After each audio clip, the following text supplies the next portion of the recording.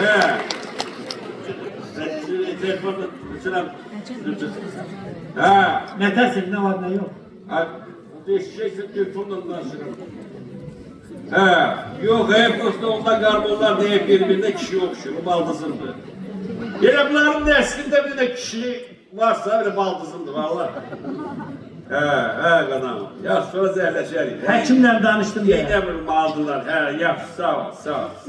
O köpeğin kızı görmüşse telefondan danışırım. Ben de tek açsana. Ne diyelim ki? Diyelim ki hekimle danıştım, diğer her şey yaxşıdır.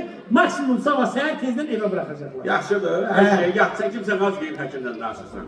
Ha sen sana yerime uzadım. Karyorda gördüm iyi. Kalbimde görür. Kalbimde.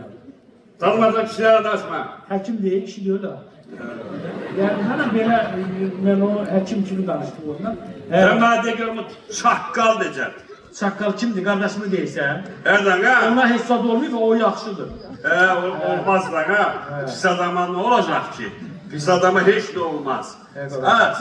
Senin kardeşinin şokundan ben bütün devlet kurumlarını tanırım. Yaxşı. Polisti, bankdı, fövqəladadır, bankomatdı, Bakı dövlət sirkidir. Az mən də haralara apartdırmayayım. Sirki niye qadağan? Oy! Ne tez yadınızda işte, çörek dizimizin üstündedir ha. Az yadına gelmiş 5 gün bundan qabaq onu sirka apardım, kendirbazın ayağının altında zır paketi atmadı mı?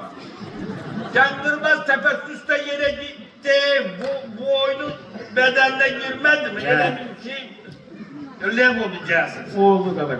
Oldu. 30 bin verim onu Türkiye'de muhacir elemedin mi? Sen zahmet.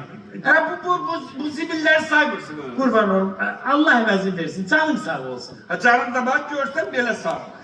Kardeş çöptü dibara. Ay. O da hiç olmadı ben. Var ya. Yarı parça oldu. Sen saat 5'te sizin bu Selyan'da Şirvan Koruğu'nda ne yaşın?